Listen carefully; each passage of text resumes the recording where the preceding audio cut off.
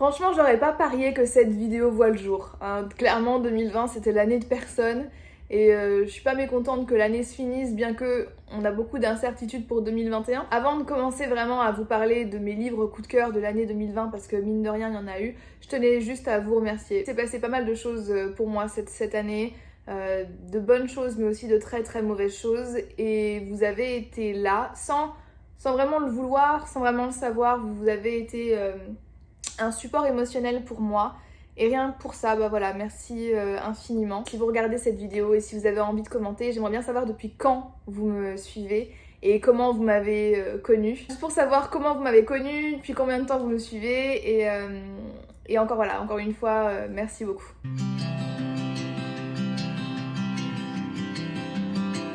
La séquence émotion est terminée, on va maintenant passer au meilleur livre de 2020. Et alors contrairement à l'année dernière où j'avais eu pas trop d'excellentes lectures, et bien cette année j'en ai au moins 4 à vous présenter. Je vais commencer d'abord avec un livre que j'ai lu en début 2020 pour mes études, mais c'était aussi un livre que j'avais envie de lire à titre personnel puisqu'il s'agit de La domination masculine de Pierre Bourdieu. Alors oui, effectivement, Pierre Bourdieu, philosophe, sociologue, etc. Tout de suite, vous imaginez des trucs super théoriques, super denses, et c'est le cas. On parle ici d'un livre extrêmement théorique où on va parler de l'oppression masculine, du patriarcat, de l'androcentrisme, etc., phallocentrisme, tout ça. Donc c'est effectivement des termes extrêmement spécifiques, mais mon Dieu, ce livre a été une révélation et depuis je m'en sers tout le temps dans mes articles ou dans mes papiers, enfin dans mes articles universitaires si vous voulez. Et franchement, c'est pas si compliqué que ça à comprendre. Alors, je vous dis pas de lire ce genre de livre dans le métro, dans les transports en commun, parce que il faut quand même un minimum de réflexion et ça demande de l'attention. Mais quand vous comprenez ce qu'il essaye de dire, vous êtes là en mode waouh, c'est tellement bon, c'est tellement bien expliqué, et grâce à ce livre, il y a tellement de choses, d'éléments de ma vie quotidienne qui ont pris sens. Par exemple, je sais pas moi, le fait qu'on parle de la fameuse intuition féminine, d'où ça vient, pourquoi, etc. Eh bien, Bourdieu l'explique, il dit par exemple, alors ça fait un petit moment que je l'ai pas lu, mais par exemple, il dit que l'intuition féminine, c'est un peu comme, vous savez, comme les animaux en fait, qui ont une sorte de sens que nous on n'a pas, qui sentent le danger. On dit par exemple que lorsque le Titanic a coulé, il y avait pas mal de rats qui ont décidé de quitter le navire, enfin qui se sont jetés par-dessus bord parce qu'ils ont senti qu'il y avait quelque chose qui allait arriver. Eh bien c'est un peu similaire avec les femmes, sans pour autant dénigrer les femmes, il explique juste ce qui se passe, c'est que les femmes évoluent dans un environnement qui leur est extrêmement hostile et donc du coup développent un sens que les hommes n'ont pas, qui est ce sens d'être en constante vigilance, ce qui les oblige à avoir des capacités d'autoprotection. Ça, c'est un exemple parmi tant d'autres de théories qu'il développe dans ce livre et je peux vous garantir que vraiment, c'est un livre qui vaut le coup. Il est même pas très long. C'est vraiment un livre qui a changé ma vie et d'un point de vue théorique qui est d'une richesse incroyable. Si vous vous sentez de commencer du Bourdieu, parce que tout n'est pas facile dans Bourdieu, hein, mais celui-ci, je trouve que ça va, c'est pas une lecture plaisir, mais si vous avez vraiment envie de vous documenter là-dessus, je vous le conseille à 100% et comme dit aujourd'hui, c'est un livre qui m'accompagne absolument partout. On change maintenant totalement de registre puisque je vais vous parler d'une BD que j'ai adorée, que j'ai découverte cet été.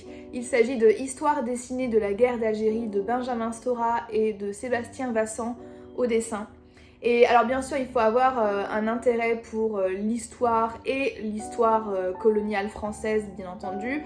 Je rappelle, pour ceux qui l'ignorent, que la France était en Algérie pendant plus de 100 ans et que à partir de 1954, il y a eu la révolution algérienne qui s'est soldée sur une victoire de l'Algérie en 1962. Outre le fait que j'ai des origines algériennes et que l'Algérie et le Maghreb en général constituent un des éléments principaux de mes recherches universitaires, je trouve que c'est extrêmement important de se renseigner sur notre passé colonial, que ce soit en Indochine, que ce soit en Afrique du Nord, peu importe, parce que ça explique beaucoup de choses, notamment concernant l'immigration en France et la politique anti-communautaire ou anti-communautariste française qu'on entend pas mal, surtout en ce moment.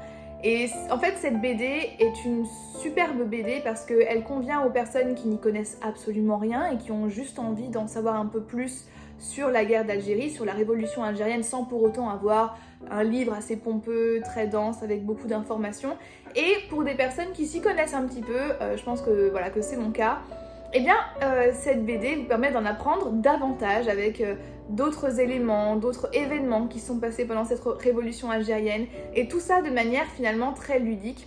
En plus, avec des dessins qui sont superbes, on a des tonalités de couleurs qui sont très attrayantes. C'est un excellent cadeau à se faire ou à offrir à quelqu'un d'autre. Vraiment, si vous voulez en savoir plus sur cet événement de l'histoire qui, je le répète, a été déterminant dans les relations entre la France et l'Afrique du Nord. Et par extension, entre la France et l'islam.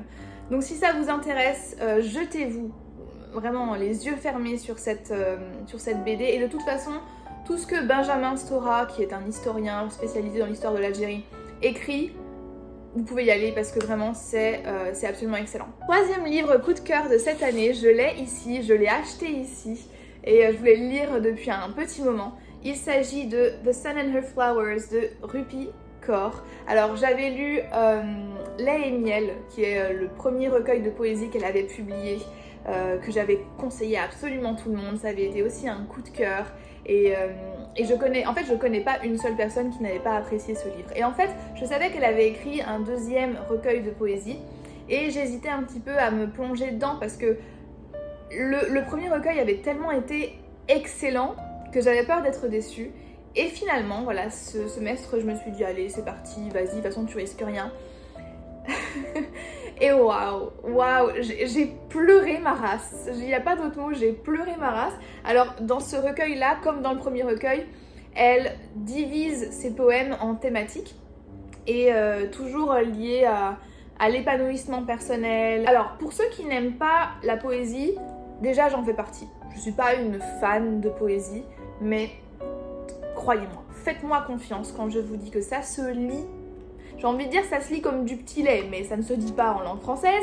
Donc je vais vous dire ça se lit vraiment très bien. Et quand on parle de poèmes, on parle de ce genre de poèmes. Donc on n'est pas sur du Shakespeare. Et en plus à chaque fois vous avez des petites illustrations qui sont très sympas. Et franchement c'est un livre qui fait du bien. C'est un livre qui est très sororal et qui parle réellement de l'expérience féminine. Donc la rupture amoureuse, sa relation avec sa famille, sa relation avec son corps, sa relation avec les autres femmes, le regard qu'on peut poser sur les autres femmes. Enfin, c'est vraiment un livre que je recommande à tout le monde. L'avantage avec ce livre, c'est que vous n'avez pas besoin de le lire d'une traite en fait. Ça peut se lire, voilà, vous lisez un poème par-ci par-là, voilà, vous n'avez pas besoin d'être super concentré. Ça peut constituer un très très beau cadeau et je ne cesserai de le recommander, ça c'est sûr. Le dernier livre de cette vidéo dont je vais vous parler, qui a été vraiment un coup de cœur et aussi une révélation d'autrice parce que je n'avais jamais rien lu de sa plume, il s'agit de Moi Tituba, sorcière de Maryse Condé. Maryse Condé, c'est une autrice guadeloupéenne qui est justement connue pour faire parler des personnages historiques à qui on a un peu ôté la voix justement. Souvent ce sont des personnages qui viennent d'Afrique, il est souvent question de race dans ces romans, aussi de féminisme, et c'est le cas avec Moi Tituba, sorcière. En fait Tituba c'est un personnage historique puisque ça a été la femme noire qui est en quelque sorte à l'origine du procès de Salem, du procès des sorcières de Salem. C'est une des premières femmes qui a été accusée de sorcellerie par donc les petites filles qui habitaient dans le village de Salem. Et Maryse Condé a décidé de retracer son histoire. Donc on a une partie très historique où effectivement on va suivre ce personnage de sa naissance jusqu'à son procès. Il y a d'ailleurs, et ça c'est trop bien, des extraits de son procès où de ce qu'elle a dit en fait lorsqu'elle avait été accusée de sorcellerie. Et le problème avec ce personnage historique, c'est qu'après le tribunal, on a un peu perdu sa trace, on ne sait pas trop ce qui lui est arrivé. Et c'est là où Maryse Condé fait appel à la fiction et donc décide de donner une fin au destin de Tituba. C'était un livre... Alors je l'ai lu encore une fois dans un contexte universitaire. C'est pas du tout un livre qui m'a été imposé, j'avais envie de découvrir ce livre de toute façon. Et étant donné que j'ai eu un cours sur l'esclavage, sur l'Atlantique française, la colonisation française dans l'Atlantique, c'était idéal en fait pour moi d'utiliser ce livre.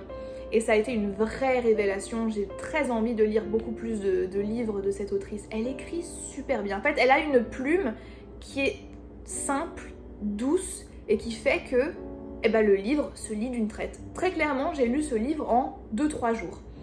Et c'était super intéressant parce que ça nous maintenait vraiment en haleine et pourtant, croyez-moi, l'histoire est pas drôle quoi. Et d'ailleurs, trigger alert, il y a du viol, il y a de la violence, il y a du racisme, forcément. Hein. Cette histoire a été fascinante parce que c'est vrai que moi j'aime beaucoup l'histoire de manière générale et les sorcières de Salem, c'est quelque chose qui est très intriguant, c'est surtout au 21e siècle, on se dit comment ça a pu arriver, enfin c'est vraiment... Et puis ça a été très romanticisé finalement, cette période de l'histoire, et en savoir plus, avoir un peu plus les tenants et les aboutissants de cette histoire, ça a été extrêmement enrichissant. Donc je vous le conseille, encore une fois je l'ai conseillé à une de mes amies, elle l'a lu très vite et elle l'a beaucoup aimé. Et Marie Scondé, une femme noire qui mérite plus de publicité, qui mérite plus de crédit et son écriture, c'est un vrai bonheur, un vrai régal. Et c'était tout, les 4 livres que j'ai lus cette année et qui ont été de réels coups de cœur, dont j'avais vraiment envie de vous parler et que je vous recommande chaudement parce que c'est vrai que je suis assez exigeante en termes de lecture. J'espère vous avoir présenté des livres qui étaient dans vos centres d'intérêt. Il y avait de la théorie, il y a eu de la fiction, il y a eu de l'histoire, etc. Donc voilà, dites-moi si vous avez lu ces livres ou si je vous ai donné envie de les lire. Et moi, voilà, je nous souhaite à tous une bonne année 2021 avec de belles lectures, de bonnes nouvelles et surtout voilà, qu'on puisse s'épanouir dans nos domaines professionnels, amoureux, amicaux, familiaux, enfin voilà, vraiment sur tous les plans. Et encore une fois, merci à tous de me suivre, de commenter mes vidéos. Si vous saviez, si vous saviez comme ça me fait du bien. Vraiment, et encore une fois, merci d'avoir regardé cette vidéo et je vous dis à bientôt dans une prochaine vidéo. Bye bye.